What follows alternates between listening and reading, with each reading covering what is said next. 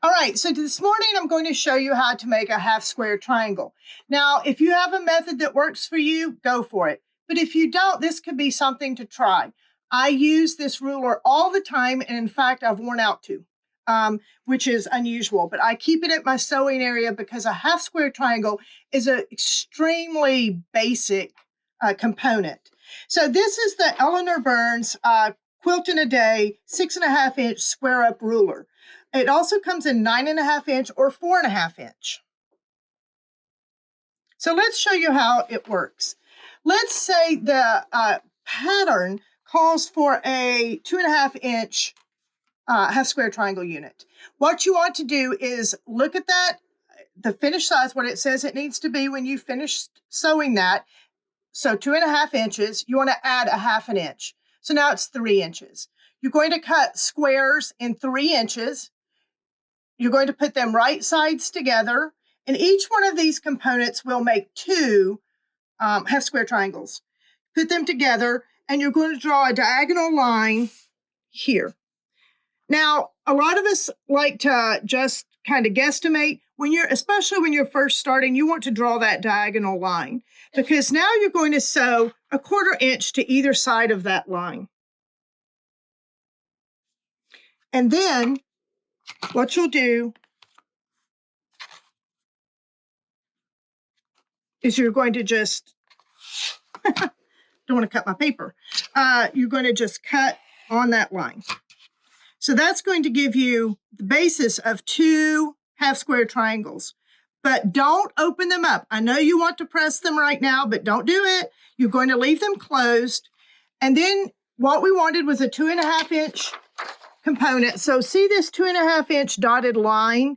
We are literally going to put that on our component. This ruler has 1/2-inch increments here. On the other side, it has whole inch increments and also little 1/8 dashes. But for this one, the 2.5, we have this 2.5 line. We're going to put that 2.5 line literally right on our sewing line. See how it's just right there? And you'll see a little bit of extra on either side. Now, some people, I'm going to turn it a little bit just to get my little right hand going. Some people feel that oversizing and cutting down makes a lot of waste. It's enough waste for a bird to put in its nest. So you can put this out on the patio or in a bush, and the birds will get it and put it in their nest. I've chopped off the dog ears by just turning it upside down, going to the same line and chopping off the dog ears. Now, this is a perfect half square triangle. And how you know it's perfect is because do you see how the points go all the way down evenly on both sides?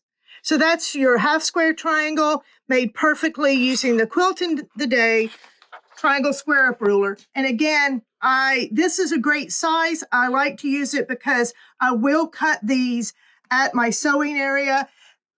A lot of times I had a quilt the other day called for 40 of them. So I want to just sit and do those. And again, you can make two with each set of squares. So these are them. This is the Quilt in the Day 6.5-inch ruler. The cool thing about these rulers, this one's open. She shows you, gives you a chart of the different sizes to cut for the different ones. And then also the hourglass, which I'll show you in another segment. Inside, she goes over how to use that and actually how to use a method that makes 8 at a time. So the chart is for 8 at a time, 2 at a time, you just add 1/2 inch. But she gives you nice charts that tells you what size to cut to make 8 at a time. Is that not cool when it asks you to make 40 or 60 or 120? Man, it's nice to do 8 at a time. And then we have the 9.5-inch one. And then on the back, it also has the chart on how to cut your squares. And it has inside, she will show you how to go about using the ruler. Have a great day.